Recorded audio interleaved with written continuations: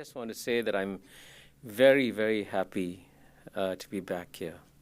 The Asia Society feels like home. I lived in New York altogether, just as said, about over 10 and a half years, and used to come here regularly. I don't know how many talks I've sat in as a member of the audience and how many times I've been on the stage here.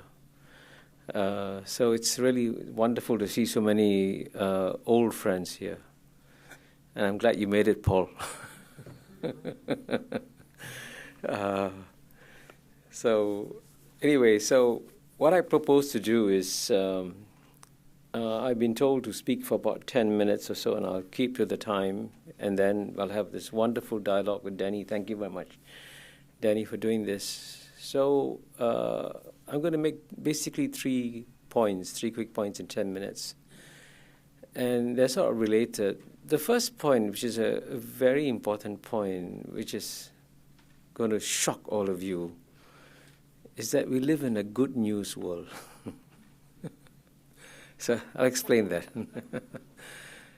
And the second point is that ASEAN is very much part of the good news story.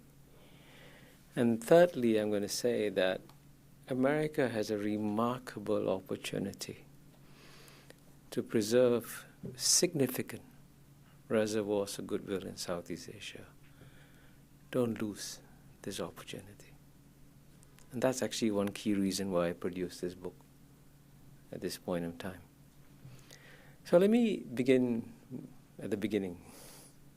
Why is this a good news? Well, I have to emphasize that, the news is all bad, right? You wake up, you open the papers, some conflict somewhere, some trouble somewhere, and you sort of feel that the world is going backwards at a rapid pace. Actually, the past 30 years have been the best 30 years for humanity. Actually, I documented all this in an essay that I co-authored with Larry Summers in Foreign Affairs called The Fusion of Civilization. So if you go for all the critical indicators, infant mortality falling rapidly, life expectancy growing steadily, and global poverty, we've been trying to eliminate it. We're succeeding dramatically. And one of the most stunning statistics of all, if you look at the global middle class population, used to be 1.8 billion in 2010, 7 years ago, will be 3.2 billion by 2020, and 4.9 billion by 2030. More than half the world's population is going to enjoy middle class living standards in our lifetime. That's the best human condition ever. And here we are looking so sad and despondent. Something is wrong with us. So that's I have to emphasize that the rest of the world is moving ahead so well. And as part of that great wave, of course, is Southeast Asia and ASEAN. And the key thing to remember about ASEAN just celebrated its 50th anniversary on August 8th this year. But on August 8th, 1967, when ASEAN was formed, everybody believed it was going to fail, including those who signed the ASEAN Declaration, by the way. You had, why? Why was it going to fail? Because Southeast Asia was a hotbed of conflict. You think the Middle East is having problems now? Remember how many more bombs were falling in Southeast Asia, in Vietnam, in Laos, in Cambodia. The 5 states that signed the ASEAN Declaration were supposed to be dominoes waiting to fall. And those 5 who came together to sign the ASEAN Declaration had distrusted each other massively. Malaysia and Singapore just had a painful divorce. Malaysia and Indonesia just had confrontasi. Thailand was worried about Malaysia supporting separatists. Philippines was claiming a state in Malaysia. Everybody had problems with each other. That was a union designed to fail. And if you did a mental tour of planet Earth, and you went to Latin America, to Africa, to Europe, anywhere, and you wanted to pick the most difficult region in the world to start regional cooperation, it's by definition Southeast Asia. Why? Today, out of 600 million people in Southeast Asia, you have 240 million Muslims, 110 million Christians, 150 million Buddhists, Mahayana Buddhists, Hinayana Buddhists, you have Taoists, Confucianists, Hindus, and we have a good sprinkling of communists too. And among this most diverse section of humanity, you have the second most successful regional organization in the world. It's a miracle. Now I have to emphasize one thing. The reason why ASEAN succeeds is because ASEAN is hugely imperfect. Its imperfection is its strength. And that's a paradox you have to understand, because I can tell you, you can write 1,000 books on the imperfections of ASEAN, which is what every Anglo-Saxon media writer writes about ASEAN. If you read all the Anglo-Saxon writers, ASEAN should have collapsed. But it still keeps going. And I say it moves like a crab. It takes 2 steps forward, 1 step backwards, 1 step sideways. And you watch ASEAN in slow motion, it seems to be going around in circles. But you slice it decade by decade, its GNP from 1970 to 1980 goes like this, 1980 to 1990 goes like this, 1990 to 2000 goes like this. And our ASEAN combined is the 7th largest economy in the world. And by 2050 will become the 4th largest economy in the world. You want a good place to invest? Try Southeast Asia. And that's amazing. One of the least likely places to succeed was always Southeast Asia, but it's moving ahead. And the important thing to understand is that clearly there's this hidden genius inside ASEAN, which I try to explain in the book. But let me conclude my third and very important point. It's important to emphasize that ASEAN was in many ways what you might call an American creation. Founded at the height of the Cold War, when the 5 ASEAN countries were frightened of being swamped by the Soviet Union and Chinese communism and so on and so forth, it was formed as a pro-American body. And during the Cold War, ASEAN and United States worked very well together. And that, I can tell you, built up links that are very deep and have remained over the years. But to put in a slightly uncomfortable point here, at the same time, America has been inconsistent in its policies towards ASEAN. It loved ASEAN during the Cold War, then found ASEAN a burden after the Cold War ended because ASEAN was no longer needed, then rediscovered ASEAN again after 9/11 happened in 2001, and he said, hey, maybe ASEAN can be useful again. Now that sort of inconsistency is unwise. So one of the key recommendations in the book is that America should develop a deep internal consensus on what to do with ASEAN. It should decide that ASEAN actually is a strong long-term asset for American interests, and therefore have a consistent policy. And consistency is just very simple things.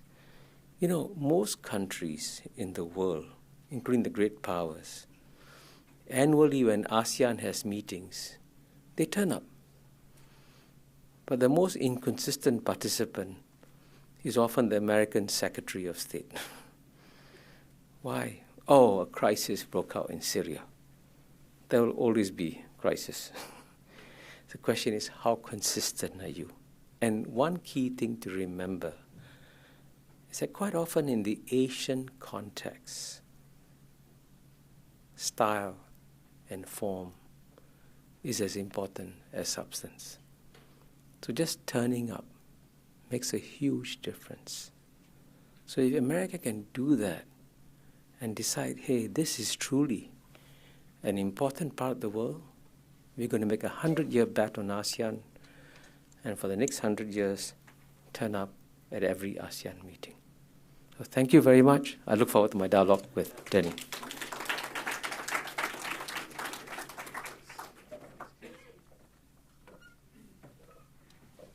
Please. Well, thank you so much, Kishore. As always, tremendously provocative. I will say unexpectedly upbeat. You certainly have encouraged us greatly.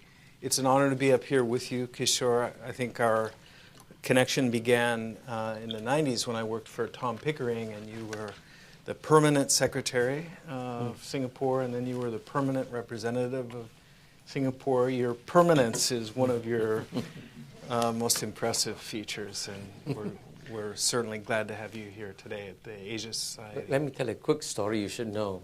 When my title was permanent secretary, when a colleague of mine, permanent secretary, went to China, he called his Chinese vice minister, who's his counterpart.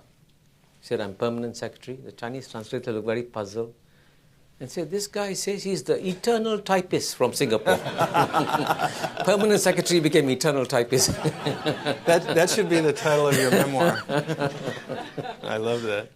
Well, so you've always helped me to do something really important for any diplomat, which is to see myself and see my country more objectively. And I've borrowed your eyes and your perspective many times, and it wasn't always a happy experience because you have... You're right. Today I've been quite nice. Yes. I probably shouldn't tempt fate by pointing that out. But I choose to interpret your views as tough love, as a sign of your respect and affection for the United States and your high expectations that the U.S. can do well for the world. And I hope you agree that over the last 8 years, particularly with respect to ASEAN, that there has been a sustained focus. President Obama decided, after serious internal debate, not only to begin annual summits with the 10 leaders of ASEAN, but to join the East Asia Summit. And it's no small matter for the President of the United States to invest the time it takes to fly across the Pacific. And I can attest to the fact that ASEAN meetings can be a bit challenging. It's an acquired taste, but it's definitely... We invented boredom. I wouldn't say you invented it, but perhaps took it to a new level. I fully agree with you about the miraculous quality of ASEAN. And it struck me many times that a region of 650 million people with incredibly youthful demographics and growing, thriving set of economies, as you've pointed out, emerged from Buddhist, Muslim, Hindu, Christian, so many different religious divides, so many ethnic divides, the divide of the maritime and the mainland countries, the democracies and the authoritarian governments, the big countries, the small ones, the wealthy, the poor, the rural, the urban. And on top of that, the grudges, the historical grudges that you mentioned. Not to mention the legacy of colonial borders that are still generating problems today. It really is a miracle. Why doesn't Southeast Asia look more like the Balkans? Why doesn't it look more like the Middle East? And I think your point is well taken that the United States has an interest in investing in Southeast Asia, in ASEAN. But let me get to your point about consistency.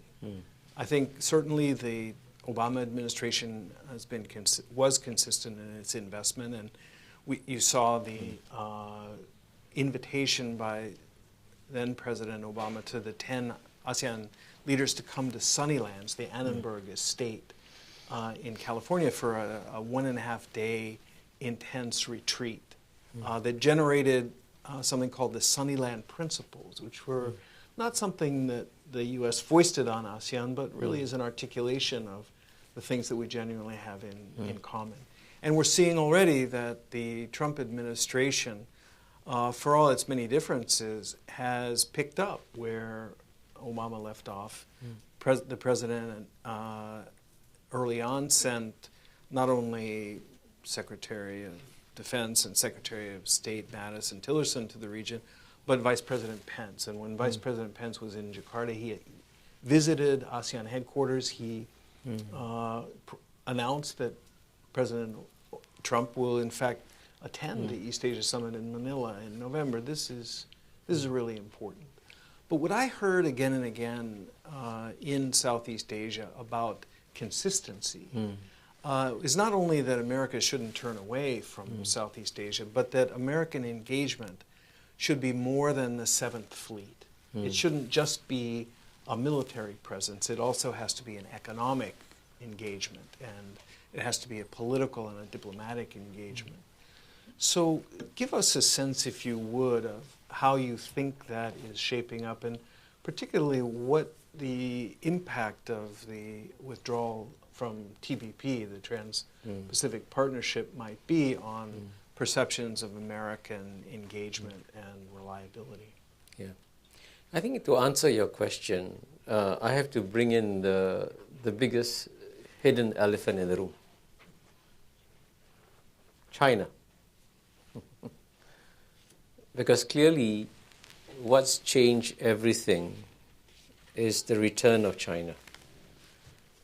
And in the book, actually, one of the key messages, clearly what's going to happen is that I think in one way or another, US-China rivalry will rise. It may be contained, but it will rise. And in the process, the ASEAN countries are the most vulnerable to US-China competition. So you mentioned, for example, you're right, the United States should step up its economic engagement with ASEAN. But in the meantime, China was the first country out of the blue to propose a free trade agreement with ASEAN. And as a result of that, China-ASEAN trade in 1991 was $8 billion. By 2015, it was $400 billion. An increase of 50 times in 25 years. That clearly means that the Chinese magnet begins to work and begins to pull the ASEAN countries. And I can tell you that whatever they may say publicly and all that, clearly the ASEAN countries want to have an alternative. They also want to see a strong United States presence. But that's where your TPP question comes in. The TPP was so critical to make sure that American influence remained significantly entrenched in the region. At the end of the day, the economic competition is far more important than the military competition. So I think, frankly, that the United States' decision to walk away from the TPP, in a sense, you gave away the game. Because the net effect of this is that the Chinese economic factor is going to become much bigger. And by the way, Xi Jinping has announced publicly, and it may happen, that that China-ASEAN trade he wants to hit $1 trillion.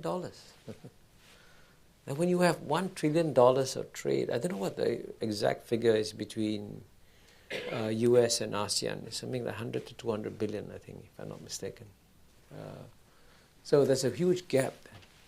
And that's why there's a sense of urgency in this process. And at the same time, by the way, having brought in the China factor, one of the other big messages that I have in the book, and one of the key reasons why I wrote the book now, is to say to message to both Beijing and Washington DC. We know that both of you are going to increase your competition, but please don't use ASEAN as a factor in that competition. In fact, we actually say in our book, as you know, my book was co-authored with Jeffrey Sung. We say in the book, Beijing, Washington DC, please treat ASEAN as a Ming vase, as a delicate Ming vase. It's actually very precious. Because when you break it, it's very hard to put it together again. It's a very difficult thing to put together. It's a miracle that ASEAN stays together, but it does. So since it's there, make sure that we keep it going. So my advice to Washington DC is be aware that China's influence is rising, and find ways and means of also making sure that you remain as influential in the region. Well, that's wise, Kishore. Now, the message that I frequently heard from Southeast Asian diplomats was along the lines that you suggest. We don't want to have to make a choice between the United States and or China. Yeah. China. And I think that's understandable. And the U.S. point of view is we have no interest in forcing countries in East Asia or Southeast Asia to make a choice. But we do want them to have the ability to make their own choices. So to what extent, from your point of view and from Southeast Asia's point of view, is the sustained U.S. military and economic presence a safeguard against coercion from China, a safeguard to ensure that this Ming vase doesn't get carted off to the National Museum in Beijing? No, by the way, one thing that is going to happen, I mean, this is unstoppable, is what I call the return of 2,000 years of history. And the tremendous Chinese influence that used to be, and by the way, not just Chinese, I must emphasize, the first chapter of the book talks about the 4 waves of history. And what's significant is that even though the 10 Southeast Asian states are geographically closer to China, 9 out of the 10 Southeast Asian states, their cultural base is what they call Indian. And that's a very significant fact that people forget, you know. So the deep-rooted influences from India are a factor in Southeast Asia. So it's not just, China is not the only player in the region. India will become a key player too. I think Japan continues to play a role. So Southeast Asia will be subject to, will be, as you know, in the annual ASEAN meetings, they deal with many great powers at the same time. But in the case of the United States, the military presence is important, should continue. But I think a more critical part of the competition is, I would say, economic, social, and cultural. So, for example, one of the biggest assets you have in Southeast Asia is that most of the young Southeast Asians, if they decide which universities to go and study in, I think the figure is still much larger in the United States. If I'm not mistaken, about 50,000 Southeast Asian students come and study each year in American universities, and that's a huge asset that you have. And one reason also why ASEAN is at peace and why, and one thing you should know is that, you know, among the 10 ASEAN countries, you at least have 8 languages, but when they meet, they only speak in one. Unlike the European Union, you know, the 28 countries, when they meet, everything is translated into 21 languages. Yeah. All the 10 ASEAN countries only speak in one language. It's called English. Actually, it's more American. And that's because many of the ASEAN elites were actually trained in America and so on and so forth. So these are huge assets. So there are many other assets apart from the military assets. And I wouldn't just emphasize the military dimension. Well, Kishore, you're very, very right to stress also the cultural and the people-to-people connection.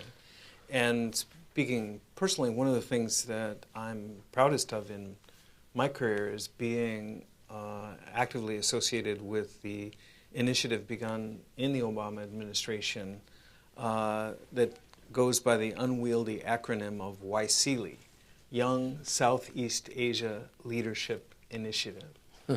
But when you strip away that horrible acronym, what you have is a really wonderful program that has found young people in all 10 ASEAN countries who are engaged in a wide variety of community building activities, philanthropic, cooperative activities, and what the United States offered, in addition to harnessing the star power of Barack Obama, who would host these groups when they came to Washington once a year in the White House, and who would speak in a big town hall every time he visited an ASEAN country, which was at least once every year, was a network that allowed them to communicate with each other. And I often thought that the U.S., through that Young Southeast Asian Leaders Program, did more to create a sense of unity within and among ASEAN young people than, frankly, most of the leaders of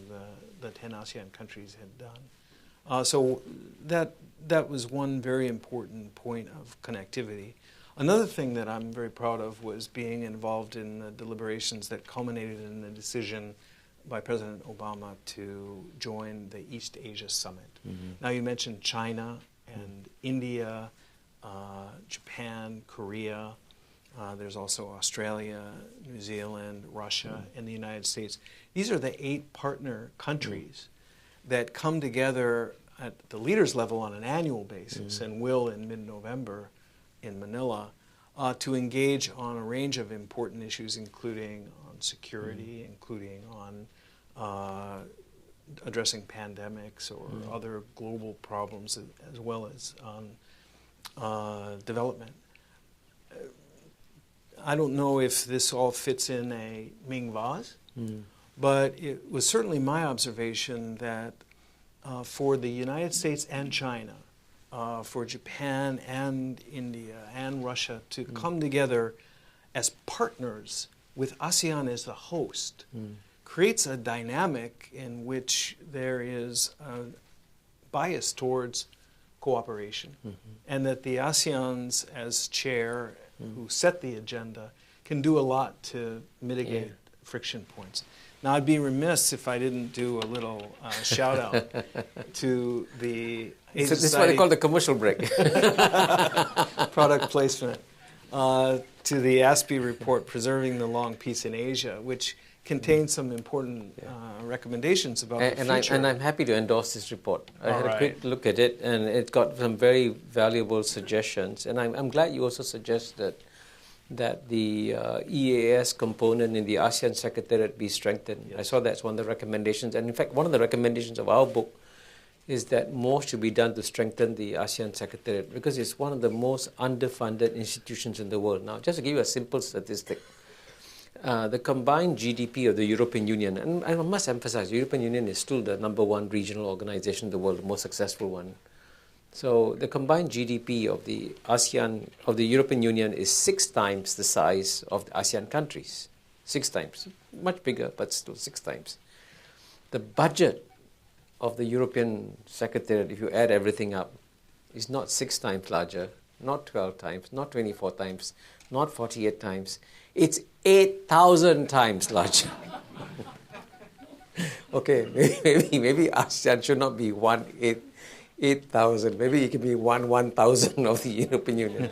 So I think one thing you could do, actually, the Asia Society could do, is actually look for best practices of regional secretariats, figure out what works and what doesn't work. It's true, there's quite often regional secretaries get fat, bureaucratic, and bloated, and so on and so forth. But ASEAN is the exact opposite. ASEAN is the most lean and hungry secretariat in the world, you know. So something can be done to increase the budget of the ASEAN Secretariat. And one concrete recommendation we make in our book is forget the idea of equal payments. Because then if you make it equal payments, Laos, which is clearly the country with the smallest GNP, pays the same amount as Indonesia, which has got $1 trillion economy almost. So that's unequal. Why don't we have a capacity to pay, which is principle that we have with the United Nations and so on and so forth. So there are some simple things you can do to turn the switch to capacity to pay that will automatically increase the funding of the ASEAN Secretariat. And as the funding for the ASEAN Secretariat goes up, then these things that you mentioned in your report, getting ASEAN Secretariat to do more on East Asian Summit things can happen. But you need resources, you need space, you need everything. And that's something that the EAS can provide to the ASEAN Secretariat. Well, my work here is done because I've gotten Ambassador Mahbubani to endorse this report. His work is done because he's just made a big fundraising pitch for the ASEAN Secretariat. I think that the decision by the United States to send a permanent representative to ASEAN headquarters in Jakarta was a very important step forward. And I'd also note that a lot of the good work that is being done not only by ASEAN but in the East Asia Summit context is actually done by those ambassadors, by that's right. the perm reps themselves. So I think that's a contributor to strengthening the Secretariat. But one of the specific recommendations in the Asia Society Policy Institute report is that the East Asia Summit should engage further in addressing the hard issues, the strategic and the security issues. And I'll tell you that one of the battles, a tug of war that we experienced over the last 6+ years since the United States joined the East Asia Summit was a bias towards the soft issues. And particularly the Chinese and many of the ASEANs also just wanted to have a meeting that ran through an agenda, no surprises, nothing that required the bureaucrats to write contingency papers for their leaders, and a high level of comfort with the reading of prepared statements that didn't really move the ball forward. I think that the progression has been in the direction of tackling tough issues. The East Asia Summit spoke out on North Korea and the nuclear threat, spoke out on ISIL and violent extremism, spoke out on global warming and climate change. I'm not sure that will go over too well this year. Spoke out on some difficult issues, but where the East Asia Summit has had the most difficulty is on the real clear challenges that face the region from within. And I'm thinking, for example, specifically about the South China Sea. Do you think that there is, in fact, as this report recommends, room for the East Asia Summit to be able to wrap its arms and begin really dealing with the friction points among the 18 members? Well, my reply is be careful. And I'll tell you why, because I mentioned to you all that ASEAN is the most imperfect organization in the world. It is. But what holds it together is this very sort of loose, informal culture. And the reason why ASEAN has outperformed virtually every other regional organization in the world, leaving aside the European Union, is because the Indonesians injected this ideas of musyawara and mufakat, consultation and consensus. And that's a very important thing. So it's a very slow process. You just keep talking. You keep talking. Okay, you may not agree. Let's wait. Let's take our time. And it doesn't necessarily mean that you have to reach agreement each time or to arrive at a decision each time. But what happens is that in the process of talking and talking, you begin to understand each other better, each other's concerns. So even within the ASEAN family, there were some difficult issues. I'll give you an example. Myanmar, right? When Myanmar joined, you all know how much tension it caused, and in fact, United States criticized ASEAN for admitting Myanmar. The European Union cut off links with ASEAN because we admitted Myanmar. But one of the key messages of the book we make in our book is very simple. I said, listen, there were two countries in the world that had military regimes for a long time. One was taken care of by the West. One was taken care of by ASEAN. The country with a long-standing military regime that was taken care of by the West was Syria. How do you take care of that? You had sanctions, isolation, bombing, and so you see what happened in Syria. Myanmar, we did the opposite. We engaged Myanmar, we welcomed them into ASEAN, and we taught them the ASEAN way. And then you saw this amazing gradual transformation away from a military regime towards civilian rule in Myanmar. You know why it happened? Because the Myanmar military officials attended 1,000 ASEAN meetings a year. You talk about boredom. Wow. 1,000 ASEAN meetings, and every time they flew to an ASEAN capital, the Myanmar colonel, the Myanmar general would say, why is, Laos ahead of Myanmar? Why do they have better roads? Why do they have better hospitals? Why do they have better schools? They saw with their own eyes, their eyes open because they go around ASEAN. So that made a huge difference. And that's why they decided, okay. And in our book we tell two amazing stories. When Cyclone Nargis happened, right? Mm-hmm. Big crisis. Myanmar decided not to accept international assistance.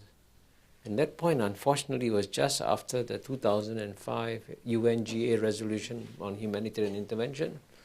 Bernard Kouchner, the French foreign minister, proudly announces, time for humanitarian intervention to Myanmar. What does the Burmese military do? They take their soldiers away from taking care of the Cyclone Nargis and they go and protect the border from a French intervention. It was a disaster.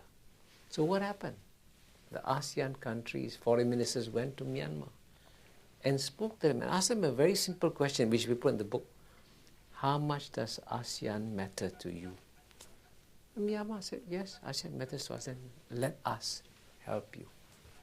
And that's how the international assistance to Nargis happened. So, all this slow process of talking and meeting, at the end of the day, a decade later, you see the results. And that's why the region, when I first attended ASEAN meetings in 1971, I went my first ASEAN meeting.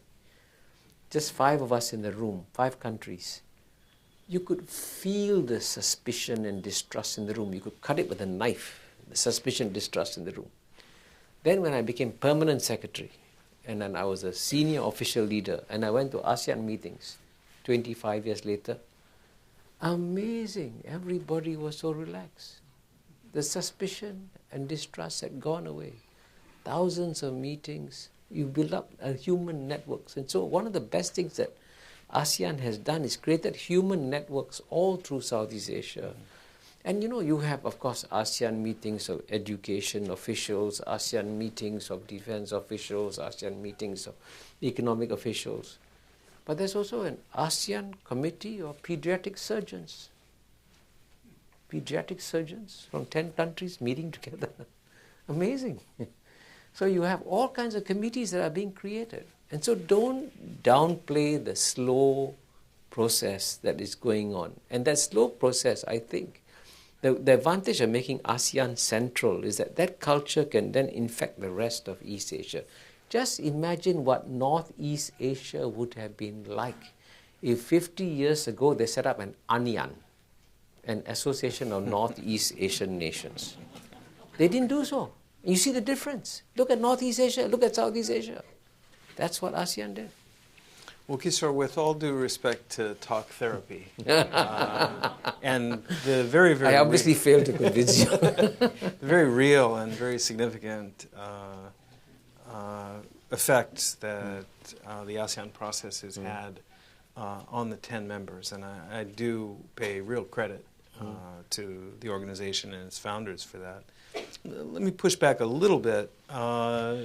What we see today in ASEAN, which is still bound by the same sort of principles of consensus and non-interference,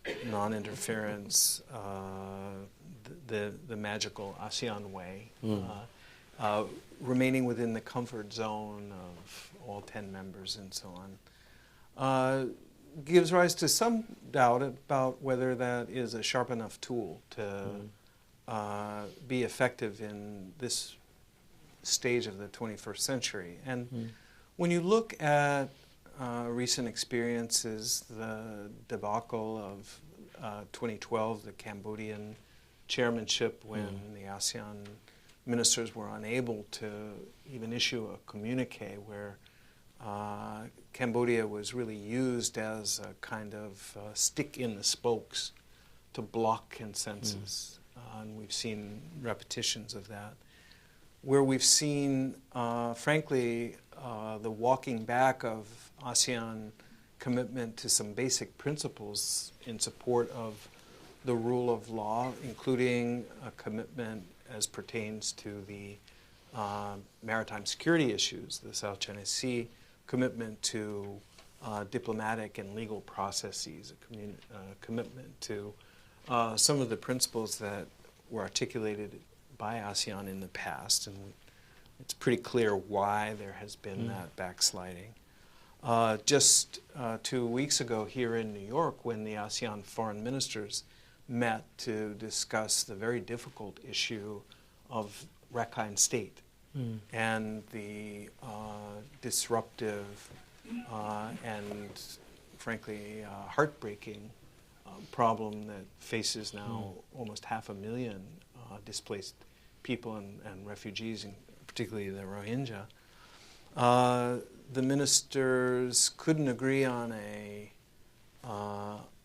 joint statement. The chair issued a communique or statement with the sense of the ministers, and a bit later, Malaysia, one of the 10, I think perhaps unprecedentedly, renounced the consensus. So that's a tiny crack perhaps in the Ming vase. And we see some real setbacks to democratic institutions among the ASEAN countries, the unresolved coup in Thailand, the challenges that over corruption in Malaysia, problems in the Philippines, and so on. So to fulfill your ambition of convincing Americans of the tremendous worth, value, and opportunity that ASEAN offers, something I fully share, can you assure us, can you show us that ASEAN can really get its act together? Can ASEAN, notwithstanding a lot of hand-holding and kumbaya, make some of the tough decisions that the world requires now? Answer is yes. Good.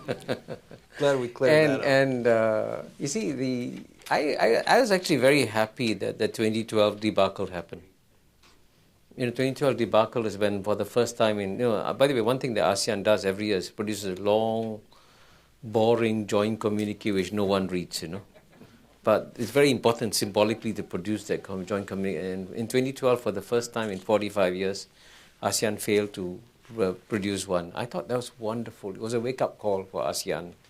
You see, US-China competition is coming, and we've got to handle it. So you mentioned, for example, South China Sea. Now, it's very interesting. 2-3 years ago, if you had opened up the newspaper, even the New York Times, you would find lots of stories about the South China Sea. When was the last time you saw a story on South China Sea now in the New York Times? Notice how it's gone quiet? Is that gone quiet by accident? Or has it gone quiet because there have been lots of dialogues taking place behind the scenes? So these dialogues, at the end of the day, if they help to reduce the temperature on a difficult issue, it makes a difference.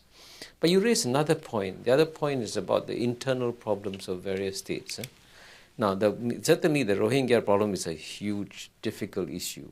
But I thought that the column that Kevin Rudd wrote was a very good column, pointing out, hey, there's some internal political dynamics going on they've got to pay attention to in Myanmar. In Myanmar. So you've got to be sensitive to the internal political dynamics. And I do think it's actually very wise of the ASEAN countries not to get involved in other countries' internal disputes, because that can throw up a real Pandora's box. And so let's take Malaysia, for example. You mentioned about the problems that Malaysia is having.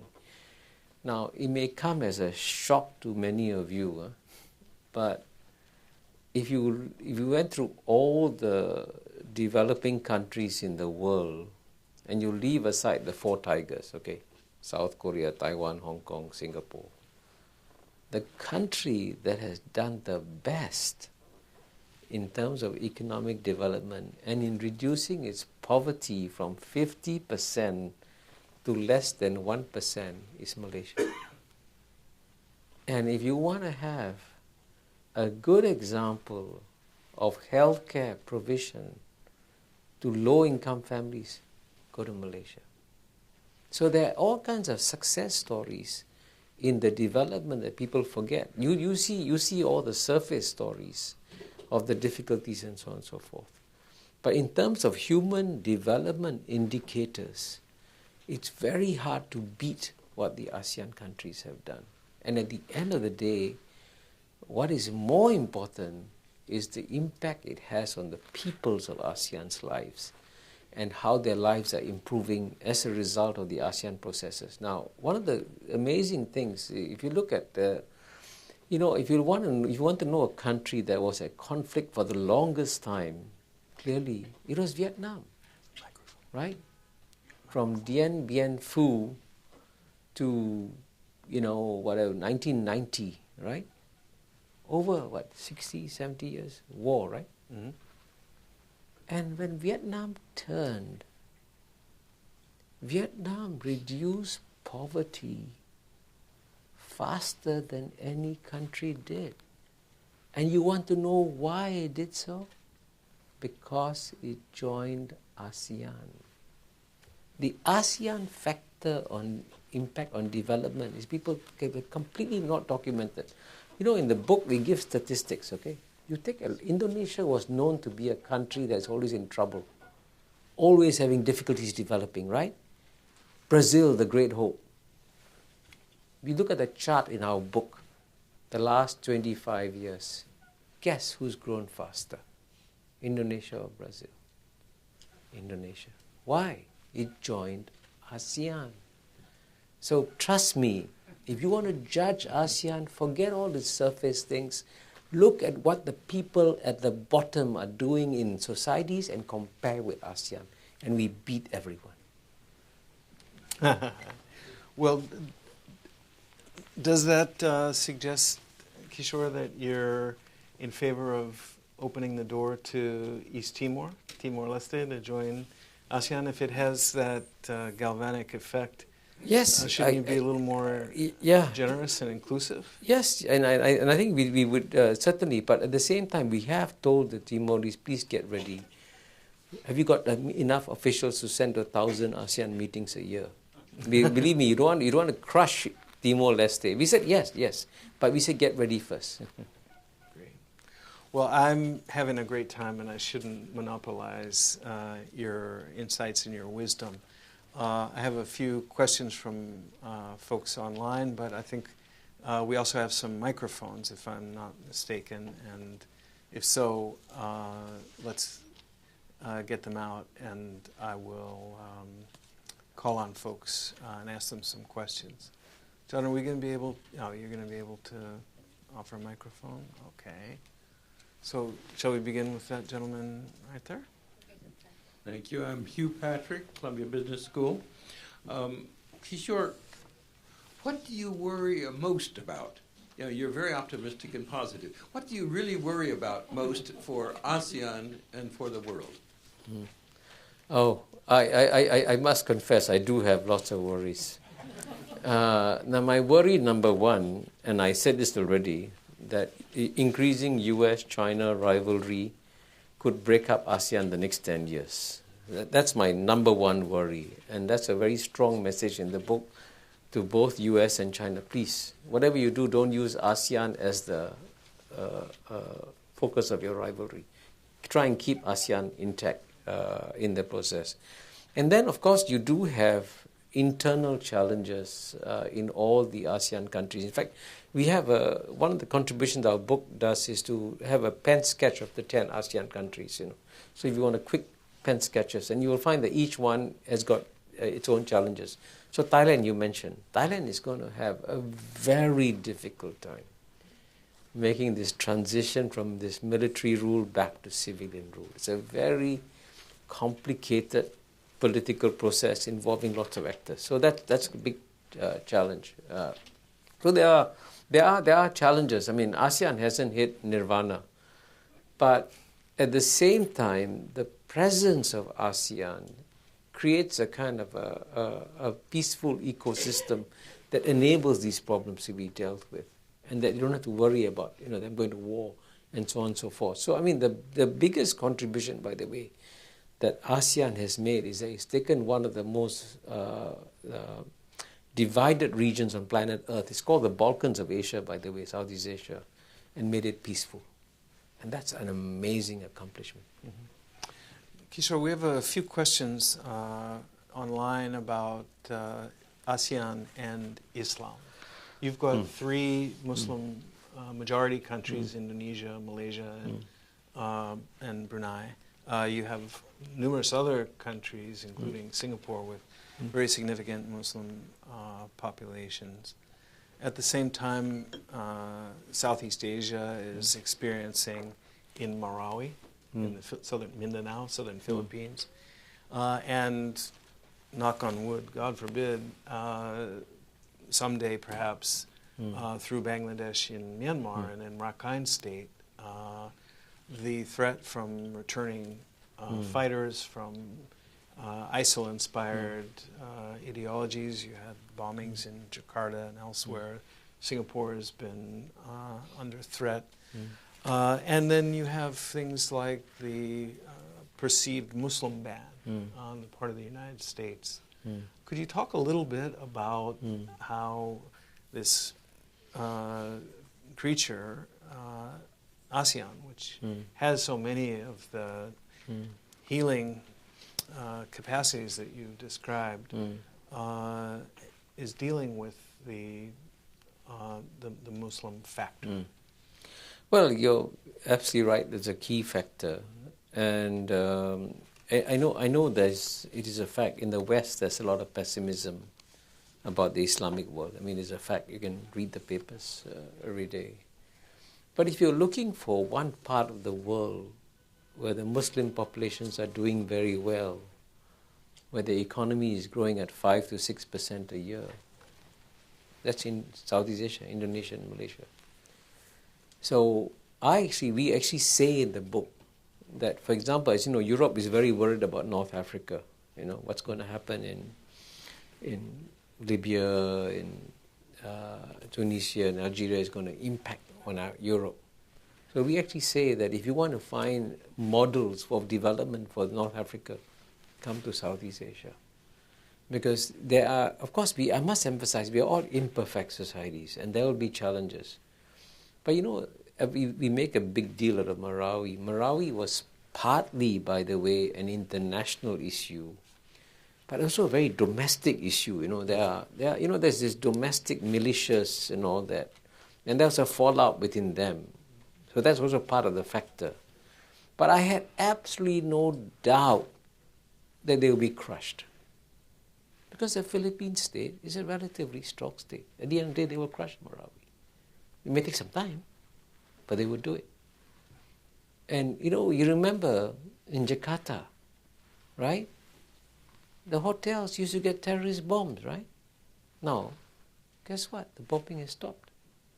So the one of the good news about Southeast Asia is that the intelligence organizations have actually developed their capabilities quite well, and are now, thanks to ASEAN, exchanging information quite well.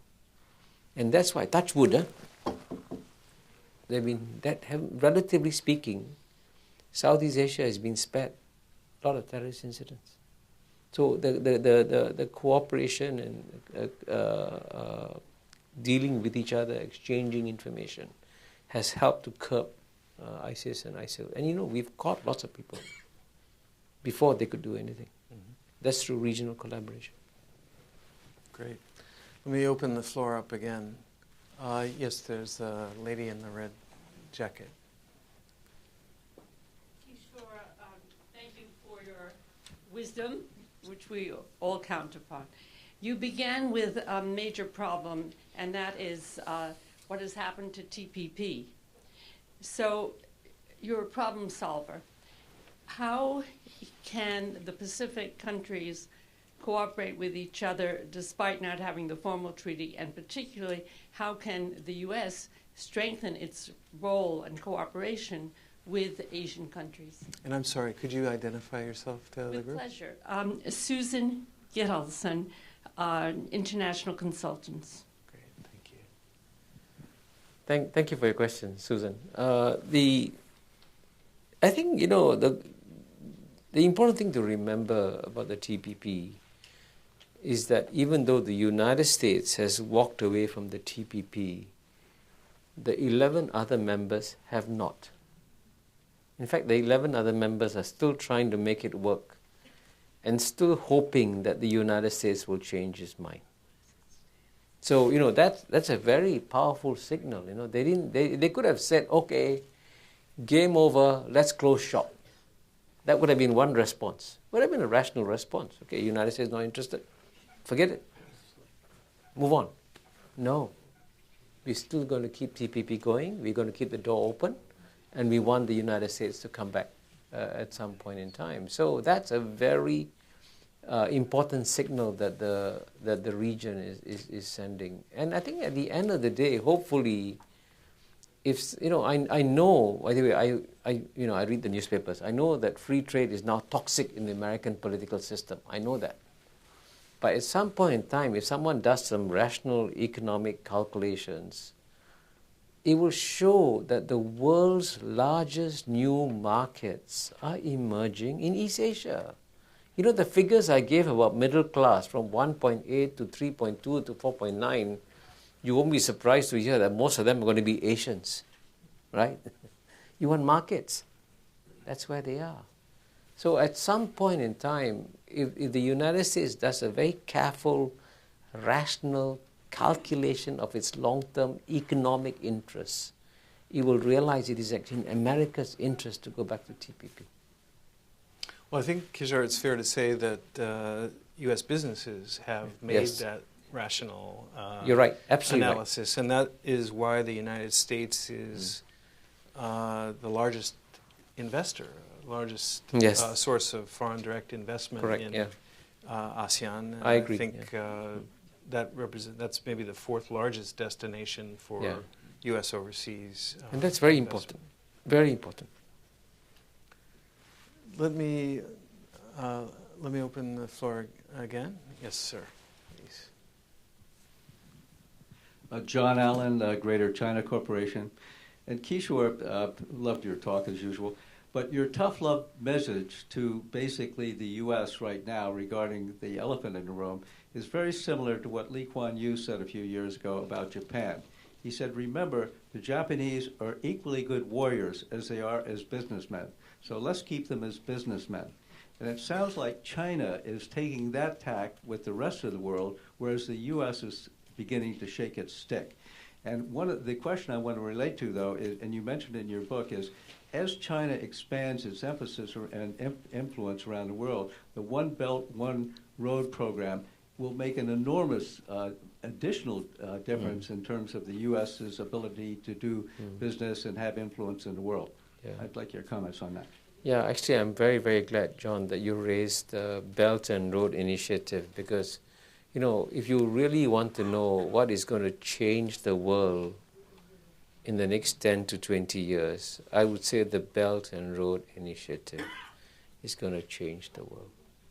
And I think, because for a very simple reason, you have a marriage of demand and supply.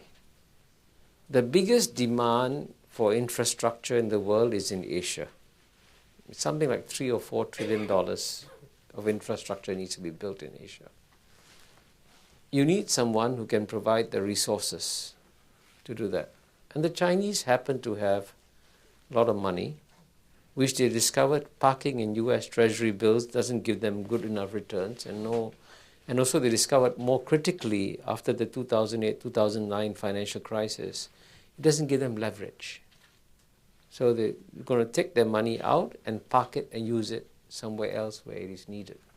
So from the Chinese point of view, the Belt and Road Initiative is amazing because it opens doors for them in countries everywhere. If let's say, I mean, as you know, there was a competition between Japan and China to build the Bandung-Jakarta railway. And up to the 11th hour, it was Japan's. And the Japanese were very surprised on the 12th hour when it turned to Chinese. But by the way, that kind of competition is very good for the region, okay? If somebody comes to you and says, I'll build your train cheaper, better, faster, you take it. And that's what the Chinese are going to do. They're going to build cheaper, better, faster trains and so on and so forth. So the Belt and Road Initiative is going to have an enormous impact, on many countries. And I think one of the things that is hugely underestimated by the world is the impact of the Belt and Road Initiative. Well, it's certainly something that the world is looking at very closely, and I know that not only U.S. policymakers, but particularly U.S. companies are looking to see what sort of opportunities will emerge, to what extent will Belt and Road projects be open to foreign suppliers, to foreign services, etc. Now, your Prime Minister was conspicuously not invited to the Belt and Road Party that Xi Jinping hosted. There are other examples of Beijing manifesting its displeasure over political statements or lack of accommodation by neighbors.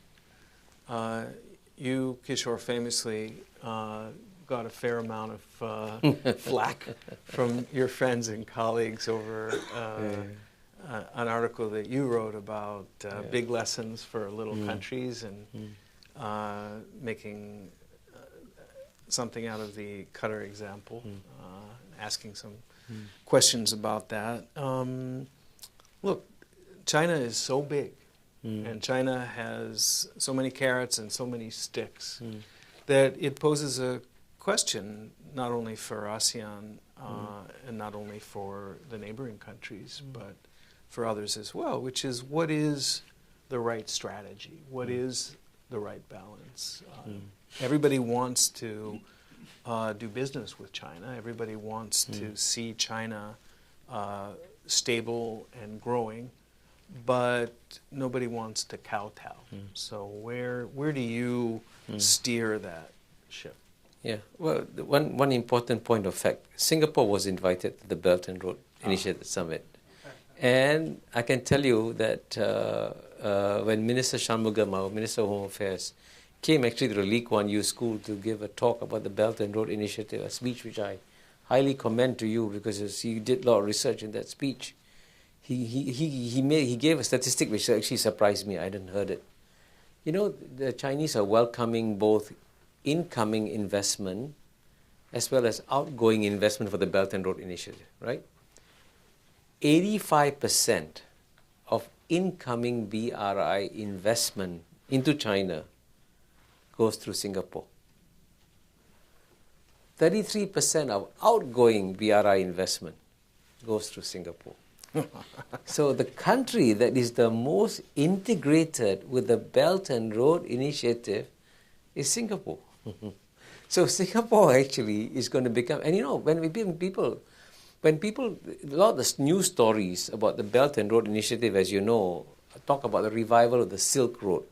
So you think of the camels going across the desert and the Silk Road coming back again. Most of the trade for the Belt and Road Initiative is not going to go through Central Asia. China's trade with Central Asia is much smaller than China's trade with Southeast Asia. And so a lot of the actual economic flows through the BRI will go through Southeast Asia and go through Singapore. So we're going to become a major beneficiary. But you're right, how do you maintain this balance? And there's a learning process going on.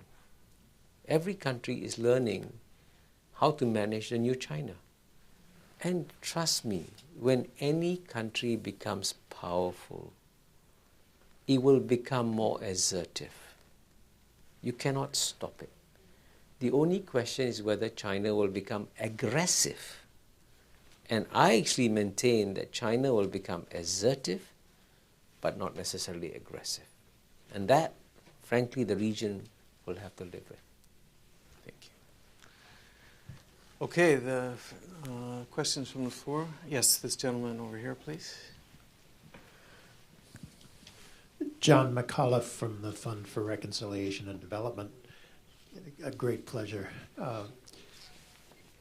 Could you give us a sense of where ASEAN opinion, or at least leadership opinion, is about our president at this point? Particularly how Senator Corker's statements raising very deep questions about capacity, how that's affecting opinion in Southeast Asia, and in a sense, if you were assuming anybody would listen in the White House, if you could give advice as to how the president could have a positive effect when he goes, what would your advice be? And I would just like to make clear that not being an ASEAN member, the United States does not have a non-interference policy, so you can speak freely. No, I'll speak freely, and I'll tell you that the United States is very important to every Southeast Asian country. At the same time, we have no say in the selection of the American president. The American president is chosen by the American people. And so we have to live with your choice. And at the end of the day, we must maintain good relations with the United States. Believe me, no country in Southeast Asia wants bad relations with the United States. So you have to, if you want to go and talk to the White House or you want to discuss American policy, you have to talk to President Trump. So we accept your decision, and we have to live with it. So so we will actually carry forward the ASEAN policy of non-interference in each other's internal affairs towards America also. We will not interfere in your internal affairs. But let me ask you to address the second half of the question, namely, what kind of actions, what kind of messages do you think, or would you advocate that President Trump convey to the region, including in his upcoming travel? I think the most important thing, by the way, I emphasize to you all, right? Style and form is so important. Showing up is so important. Now you confirmed that publicly what President Trump has said, he's coming to Manila. Unfortunately, there are now very strong rumors. I don't know if you heard them. There are very strong rumors he's only going to go to Korea and Japan and not to Vietnam and the Philippines. And I think that would be a mistake. Because it's important for an American president to turn up in ASEAN capital. So believe me, I think if he comes, he'll be hugely appreciated. Because, symbolically, I know symbolism doesn't seem to matter too much in American eyes, but in Asian eyes, symbolism matters a lot. So when an American president turns up, it has a huge impact. And sometimes when he can't turn up for good reasons, as President Obama, I think, had to cancel 3 trips to Southeast Asia, if I'm not mistaken. And of course, these were beyond his control. The events happened, but it has a huge impact nonetheless. I was in Bali at that APEC meeting when President Obama couldn't turn up. And I can tell you that the person who stole the show at that ASEAN meeting was Xi Jinping. His address became by far the most important address of the result. So turning up is actually very, very important. So I would say that if President Trump turns up in the Philippines and turns up in Vietnam, that's very important for us in terms of signaling and in maintaining an American presence. Well, I couldn't agree with you more. I think it's tremendously important for the United States, from the president on down, to be present and accounted for in the region and in these meetings. Now, at East Asia Summit meetings, the fact is that Xi Jinping has never gone. It's always been the premier, Wen Jiabao or Li Keqiang, who goes to the actual East Asia Summit. And Vladimir Putin has never been to an East Asia Summit either. He's always sent Sergei Lavrov, his foreign minister. So when it comes to the East Asia Summit itself, I think the United States has a good record. Which I hope he keeps, yeah. Yeah. Well, you and me both. We have time for one more question, I think. And yes, this gentleman over here. My name is Peter Fishbein. I'm an international lawyer.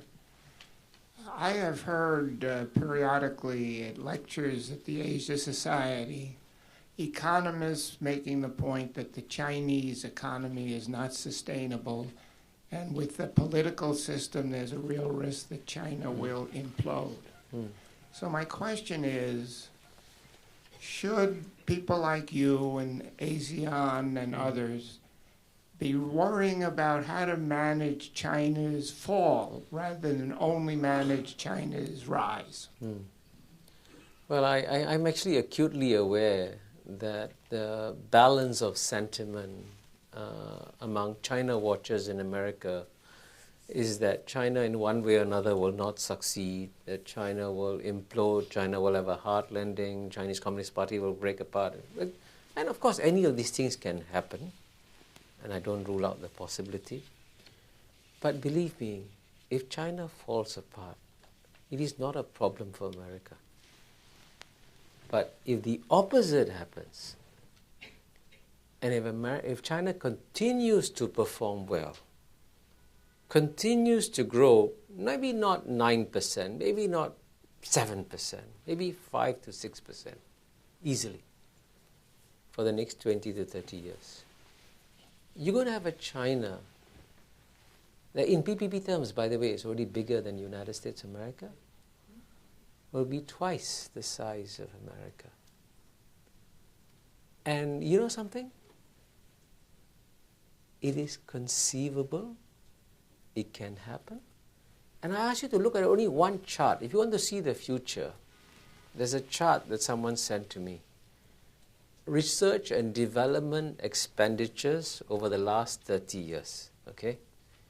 Japan, constant. European Union, constant. United States, constant for the last 30 years. China, which used to be below Japan, has shot up, is almost reaching US R&D expenditures, and is going to shoot beyond that. And all this, they're producing the world's fastest computers, the world's best fast trains. Try them out. And amazingly enough, this is what's shocking about China, in terms of economic innovation. You know, Singaporeans look as though we are third world. When you go to China, we keep producing cash. The Chinese say, what do you mean cash? Peng, chung, chung, chung, chung, chung. Everything is paid for. Put your feet back. What is cash? You know, their mobile payment system is the best in the world. In a closed political system, is producing such dramatic innovations. So my suggestion to you is, it's safer to overestimate what China may do than to underestimate what China may do, and then work out the consequences. It's a different world that's coming. Well, Kishore, you've been remarkably positive, insightful as always. I will take brief exception with one thing you said, which is, if I heard you right, that if China were to collapse, to come unglued, that it wouldn't affect the United Maybe a States. smaller problem. No. I think that is an immense problem, and I've heard President Obama say in the past that he had no anxiety about a strong China. He had great anxiety about an unstable China, and I think it's very much in all of our interests. And I believe it won't happen. Yeah, not only to see a strong and stable China, but a strong and stable ASEAN as well. So I think we're going to have to come back to continue this debate because we just started getting very interesting here about the future. Please join me in thanking Danny Russel and Ambassador Mahbubani and for an excellent program.